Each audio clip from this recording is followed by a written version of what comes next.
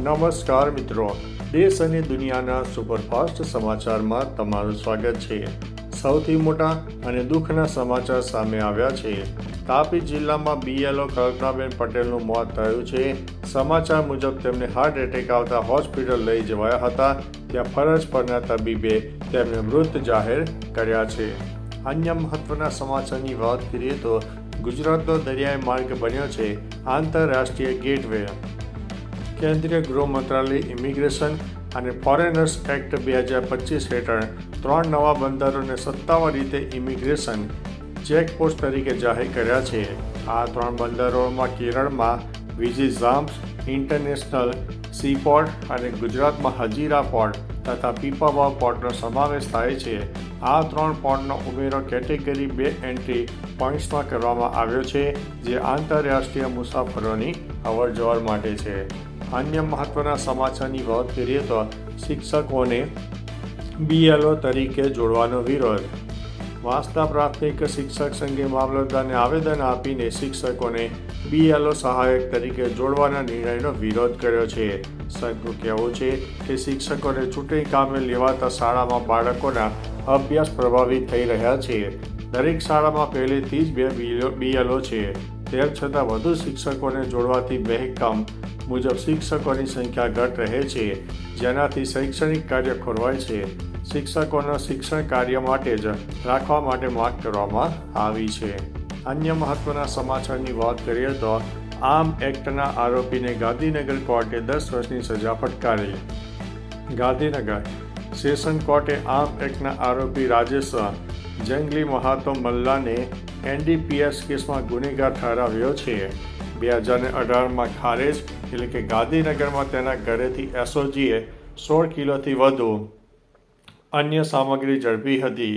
ઉપરાંત જજ એસવી શર્માએ આરોપીને 10 વર્ષની સખત કેદની સજા તેમજ 1 લાખનો દંડ ફટકાર્યો છે।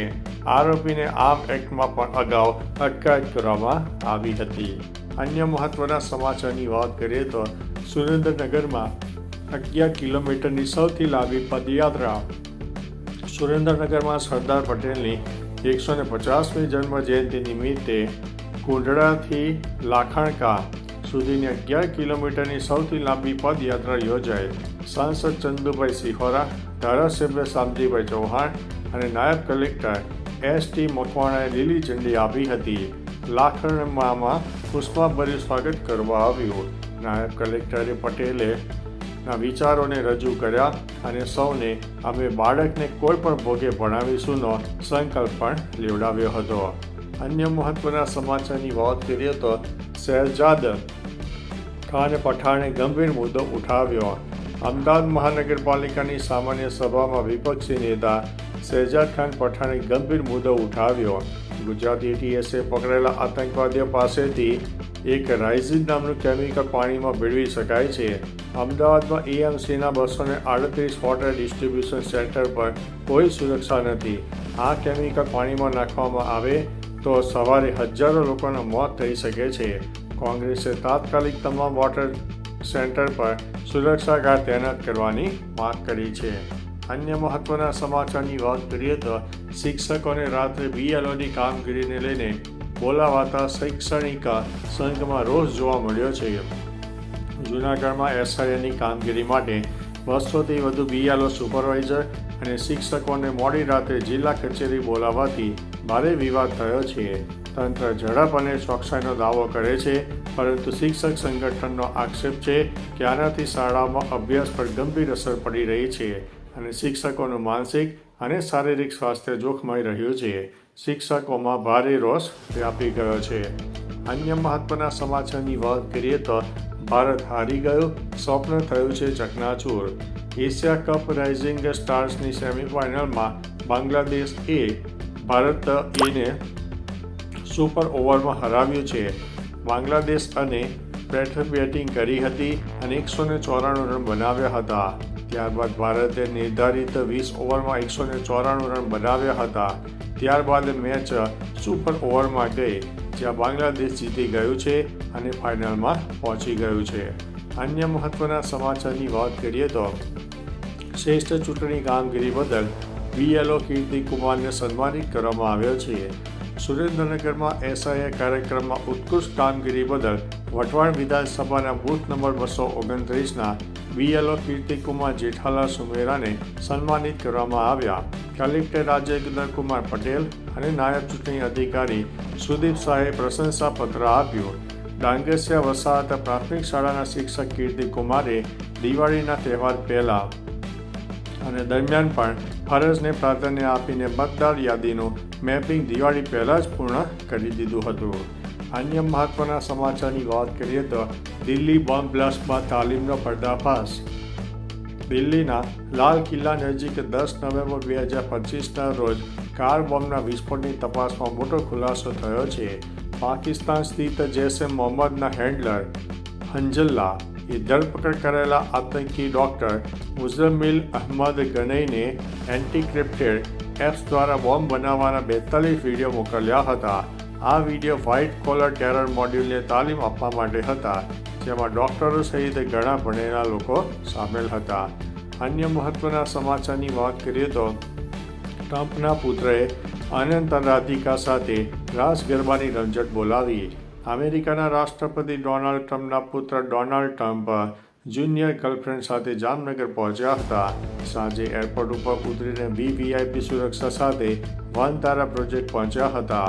અંબાણી પરિવારના આમંત્રણ પર આવેલા જુનિયર ટ્રમ્પે વનતારાની મુલાકાત લીધી, ગણપતિ મંદિરે દર્શન કર્યા અને અનંત અને રાધિકા સાથે ગરબા રમ્યા હતા. આ મુલાકાત જામનગર માટે વિશેષ પ્રસંગ બની ગઈ છે. અન્ય મહત્વના સમાચારની વાત કરીએ તો ખેરની તસ્કરી સામે વન વિભાગનો સપાટો. વલસાડ ઉત્તર વન વિભાગે ગોળથલ ખાતે દરોડો પાડીને અનામત ખેરની છાલનો ગેરકાયદેસર જથ્થો ઝડપી પાડ્યો છે. આ કેસમાં આંતરરાજ્ય રેકેટનો પર્દાફાશ થયો છે, જેમાં ગુજરાતના સ્થાનિક તસ્કરો સાથે ઉત્તર પ્રદેશ અને મહારાષ્ટ્રના કનેક્શન જોડાયેલા છે. અત્યાર સુધીમાં 19થી વધુ આરોપીઓની સંડોવણી ખુલી છે. વન વિભાગે કડક કાર્યવાહી શરૂ કરીને ચેતવણી આપી છે કે જંગલ સંપત્તિની લૂંટમાં સામેલ કોઈને પણ છોડવામાં નહીં આવે. અન્ય મહત્વના સમાચારની વાત કરીએ તો ગાંધીનગરના ખન્ના માર્કેટમાં અચાનક ભીષણ આગ લાગવાની ઘટના.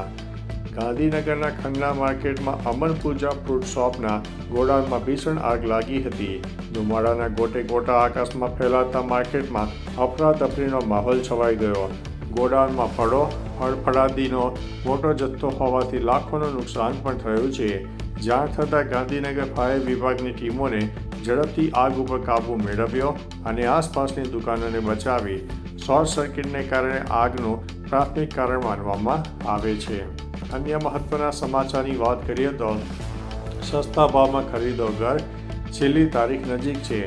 પ્રધાનમંત્રી આવાસ યોજના હેઠળ અરજીની છેલ્લી તારીખ 31 ડિસેમ્બર 2025 છે.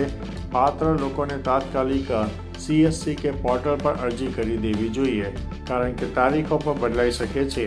પાત્રતા પરિવાર પાસે ભારતમાં કોઈ કાયમી ઘર ન હોવું જોઈએ, અગાઉ કોઈ સરકારી આવાસ લાભ ન મળ્યો હોય અને આવક EWS, LIG અને MIG અથવા તો SECC ગ્રામીણ મુજબ હોવી જોઈએ. અન્ય મહત્વના સમાચારની વાત કરીએ તો દિલ્હી હાઈકોર્ટે ગંભીર સામેનો ફોજદારી કેસ ફગાવી દીધો છે. લાયસન્સ વિના COVID-19 દવાઓનો સંગ્રહ અને વિતરણ કરવાના આરોપસર ગૌતમ ગંભીર સામે દાખલ કરાયેલા ફોજદારી કેસ દિલ્હી હાઈકોર્ટે ફગાવી દીધો છે. 20 સપ્ટેમ્બર 2021ના રોજ કોર્ટે આ કેસમાં તમામ કાર્યવાહી પર વચગાળાનો સ્ટે મંજૂર કરી દીધો છે. ગંભીરે ફાઉન્ડેશન સાથે મળીને ટ્રાયલ કોર્ટ દ્વારા જારી કરાયેલા સમગ્ર ફોજદારી ફરિયાદ રદ કરવાની માંગ કરતી અરજી દાખલ કરી હતી. તો ચાલો મિત્રો, ફરીથી દેશ અને દુનિયાના સુપરફાસ્ટ સમાચાર લઈને મળતા રહીશો.